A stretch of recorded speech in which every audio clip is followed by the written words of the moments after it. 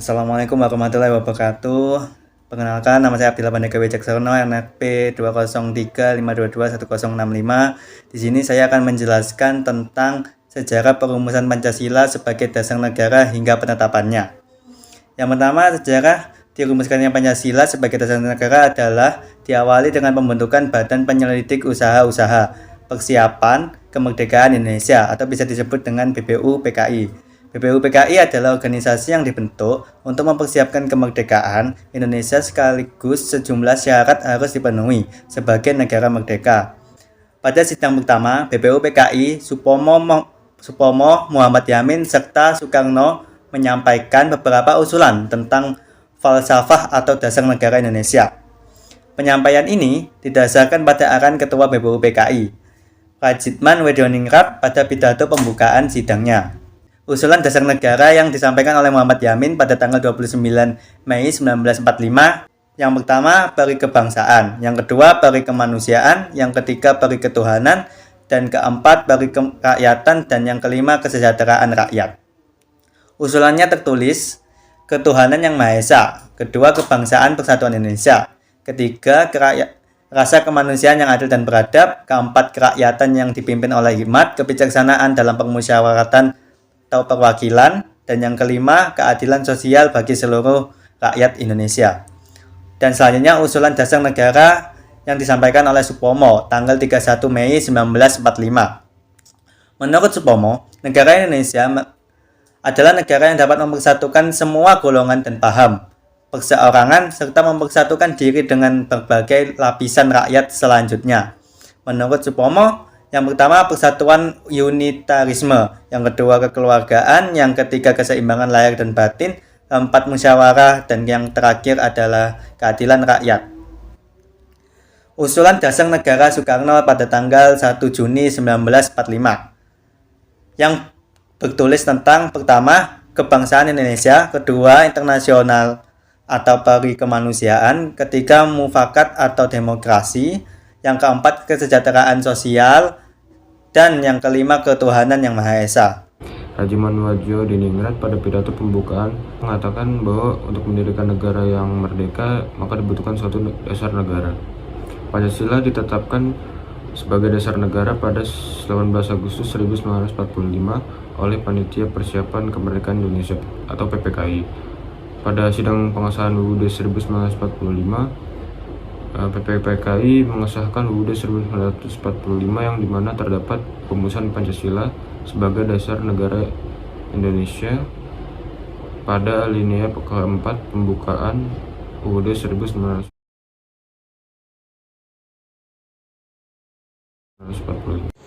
BPUPKI adalah badan yang mempersiapkan kemerdekaan Indonesia. Dalam sidang pertama BPUPKI yang berlangsung pada tanggal 29 Mei sampai 1 Juni 1945, para anggota BPUPKI mengemukakan pendapat mengenai nilai dasar negara yang nantinya dijadikan pedoman oleh rakyat Indonesia. Namun sampai akhir sidang BPUPKI yang pertama masih belum ditemukan titik terang terkait rumusan dasar negara Indonesia. Hal ini terjadi karena terdapat perbedaan pendapat dan muncul perdebatan di antara golongan nasionalis dengan tokoh-tokoh Islam. Oleh karena itu, dibentuk panitia kecil sebagai perantara golongan nasionalis dengan tokoh Islam yang berisi 9 orang dan ditugaskan untuk merumuskan gagasan dasar-dasar negara Indonesia. Panitia 9 ini menyusun naskah untuk teks proklamasi kemerdekaan, namun kemudian dijadikan pembukaan Undang-Undang Dasar 1945. Naskah inilah yang disebut Piagam Jakarta. Nama Piagam Jakarta sendiri diusulkan oleh Muhammad Yamin pada sidang kedua BPUPKI 10 Juli 1945 dan disahkan pada 22 Juni 1945 bertepatan dengan hari ulang tahun Kota Jakarta. Salah satu hal mendasar yang menjadi fokus perdebatan Piagam Jakarta adalah mengenai kalimat Piagam Jakarta yang berbunyi ketuhanan dengan kewajiban menjalankan syariat Islam bagi pemeluk-pemeluknya. Pada sore hari setelah proklamasi kemerdekaan Indonesia pada 17 Agustus 1945, terjadi perubahan terhadap isi Piagam Jakarta.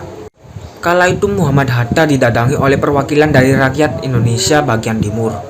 Mereka menyampaikan bahwa ada beberapa wakil Protestan dan Katolik yang merasa keberatan dengan kalimat dalam Piagam Jakarta tersebut. Menanggapi protes tersebut, Hatta mengajak beberapa tokoh seperti Ki Bagus Hadikusumo, Kiai Haji Wahid Hasyim, Kasman Singodimardjo, dan Tengku Muhammad Hasan melaksanakan rapat sebelum sidang PPKI dimulai. Hasilnya, mereka sepakat untuk menghilangkan kalimat yang dipermasalahkan dan menghapus 7 kata dan menggantinya menjadi ketuhanan yang Maha Esa. Setelah ada perubahan isi, Piagam Jakarta diubah namanya menjadi Pembukaan Undang-Undang Dasar 1945.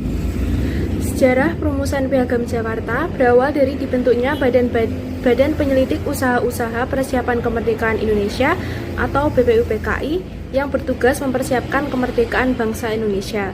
Dalam sidang pertama BPUPKI yang berlangsung pada tanggal 29 Mei sampai 1 Juni 1945, para anggota BPUPKI mengemukakan pendapat mengenai nilai dasar negara yang nantinya dijadikan pedoman oleh rakyat Indonesia.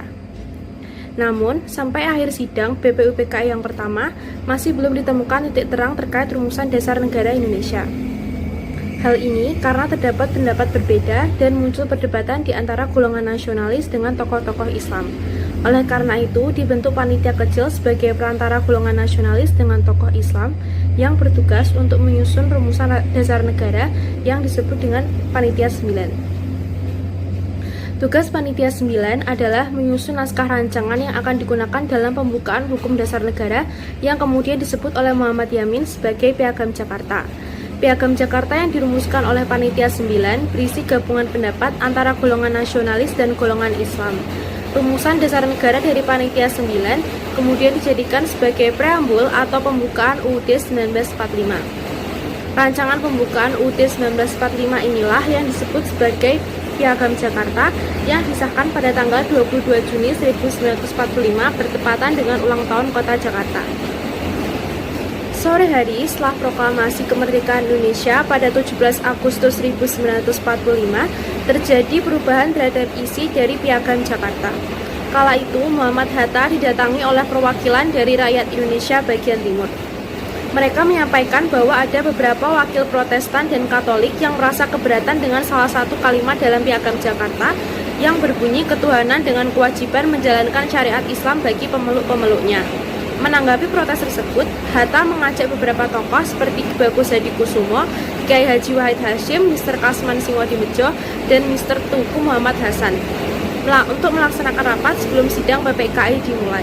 Hasilnya, mereka sepakat untuk menghilangkan kalimat yang dipermasalahkan dan menggantinya dengan ketuhanan yang Maha Esa.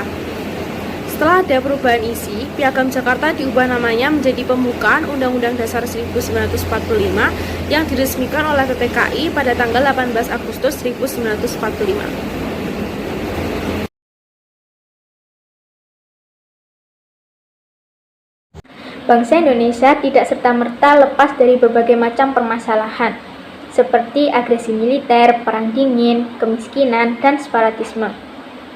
Namun, di tengah derasnya ombak permasalahan, hingga saat ini bangsa Indonesia masih dapat berdiri tegak.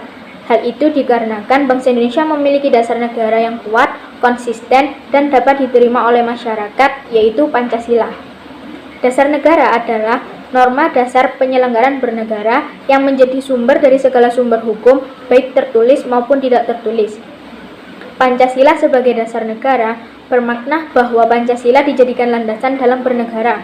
Maksudnya yaitu nilai-nilai dalam Pancasila harus menjadi landasan dan pedoman dalam membentuk dan menyelenggarakan negara, termasuk menjadi sumber dan pedoman dalam membentuk peraturan perundang-undangan.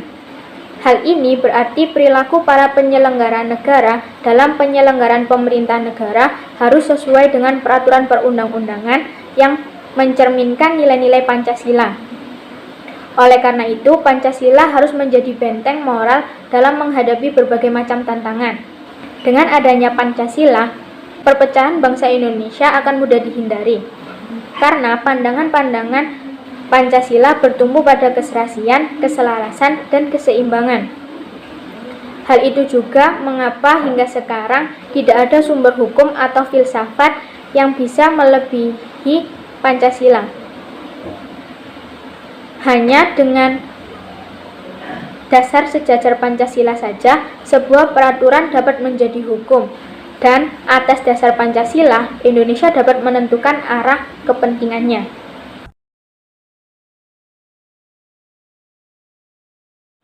Assalamualaikum warahmatullahi wabarakatuh. Nama saya Muhammad Iqbal Atoillah, NRP 203522180. Saya akan menjelaskan tentang tantangan Pancasila sebagai ideologi negara, terutama di era digital saat ini. Kita semua tahu bahwa Pancasila merupakan ideologi dan dasar negara Republik Indonesia. Di era yang mana informasi dapat kita dapatkan secara bebas, terdapat dua tantangan bagi Pancasila sebagai ideologi dan dasar negara kita, yaitu tantangan dari dalam sendiri dan tantangan dari luar. Contoh tantangan dari dalam adalah provokasi untuk mengganti ideologi dasar negara kita. Dan tantangan dari luar itu sendiri contohnya adalah karena di era digital ini banyak sekali informasi yang dapat kita ambil, banyak sekali nilai-nilai yang tidak sesuai dengan Pancasila. Contohnya adalah kebebasan spiritualitas.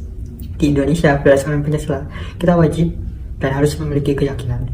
Sedangkan di luar ada banyak negara yang tidak mewajibkan, bahkan melarang untuk memiliki keyakinan atau spiritualitas atau agama, yang mana hal tersebut merupakan sesuatu yang bertentangan dengan Pancasila karena ateisme dilarang di Indonesia. Sekian dari saya. Assalamualaikum warahmatullahi wabarakatuh. Terima kasih.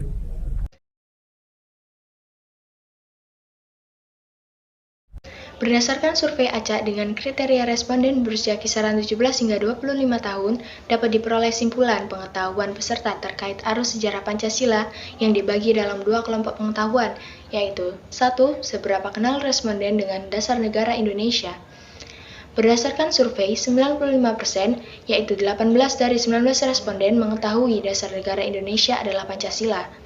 42% atau 8 dari 19 responden menjawab benar terkait tanggal disahkannya Dasar Negara Indonesia, yaitu 1 Juni 1945.